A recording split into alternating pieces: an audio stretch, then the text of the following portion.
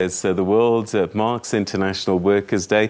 In South Africa, Workers' Day has officially been observed since 1994. Trade unions across the world have pledged their solidarity to workers and their struggle to achieve fair employment standards.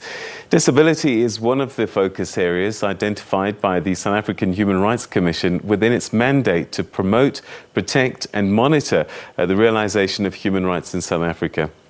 To talk to us a little bit more about this issue, we're now joined in our Port Elizabeth studio by Looks Matoto, who's the National Deputy Chair of the Human Rights Disabled People South Africa.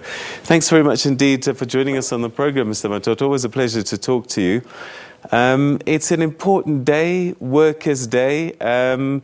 What does it mean particularly for people in the workplace with disabilities?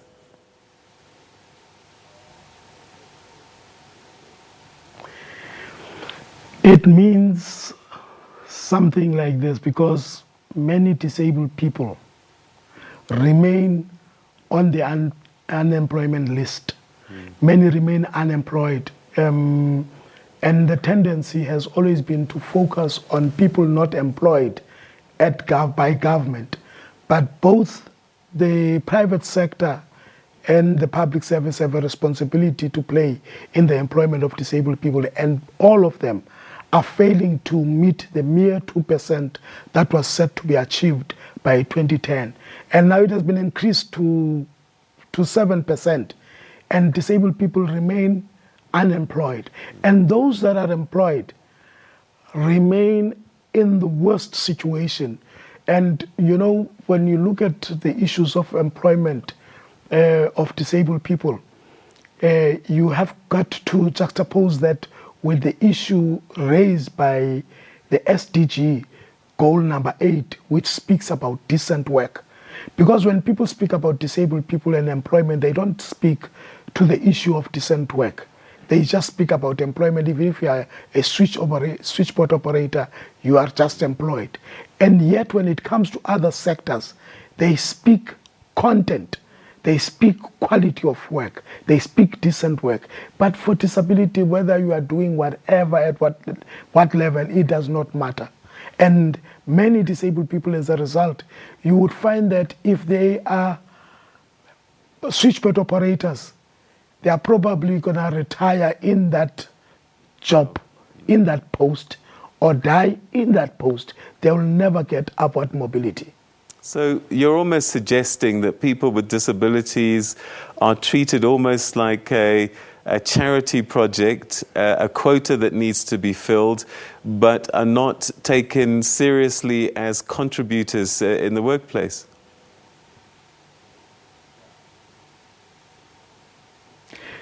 There seems to be no understanding why disabled people should be employed.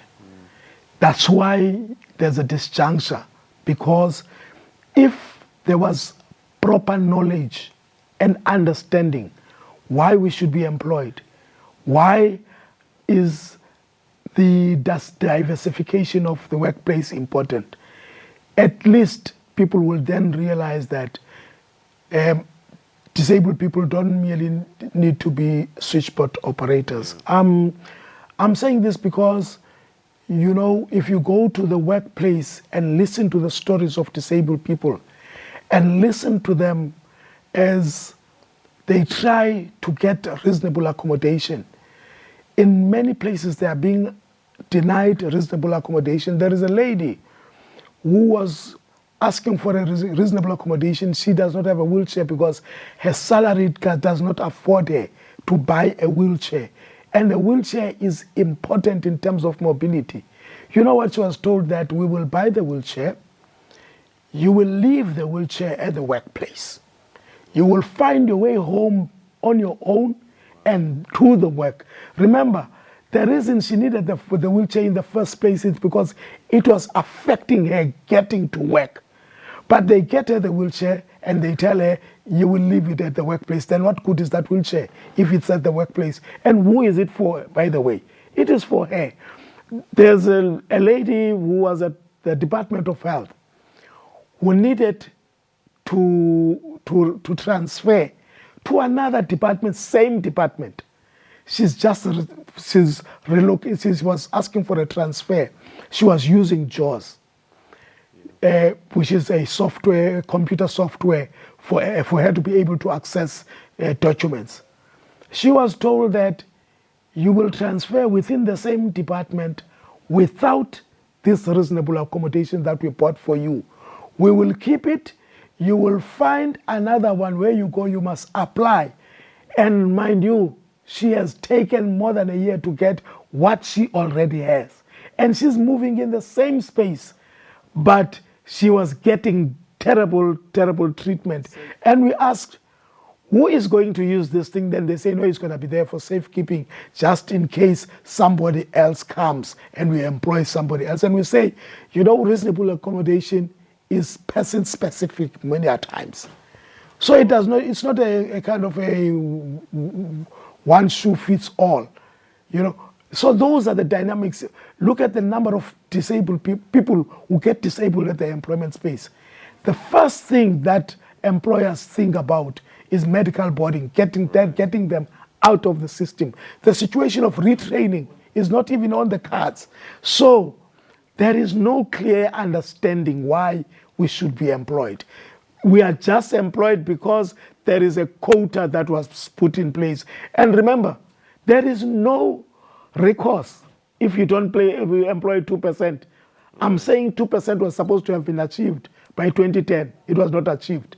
Nothing has happened. All right. So the other thing that I'm curious about is, you know, often it's what comes first, the chicken or the egg? Does a place of employment ready itself by making it friendly for people with disabilities?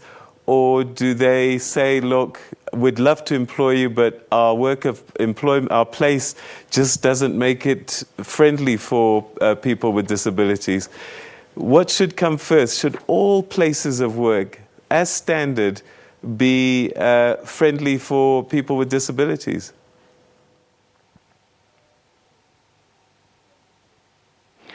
I would say, Peter, yes. All employment spaces should be ready. The issue of that not being ready, for 25 years not being ready, it can be an excuse. Peter, I just want to reflect on something. We are coming from a violent past. And that past has produced a lot of disabled people. Some were run over by hippos. Even our very stalwarts that we look up unto were even affected by disability in the process of struggle. If you look at the icon of South Africa, one of the icons, which is Oliver Reginald Tambo, who had a stroke, that was disability. I always ask the question, would we have given the same excuses to the very people who have brought about what we now call freedom? Would we have said to them, yes, you've brought us freedom, thank you very much, but can you wait another term so that we ready the workplace for you to be able to play a meaningful role? So I'm saying that that excuse has expired. It has lost its taste. People need to employ disabled people. Get your workspace ready when you get there, because all these places should have been accessible anyway. Universal access is the key, because others get disabled in the process of work. What do? Do you say, no, you wait outside the employment while we're still trying to work at the employment space to make it accessible? Because you are not only making the workplace ready for those that you are going to absorb, you are also making ready for those who are already inside.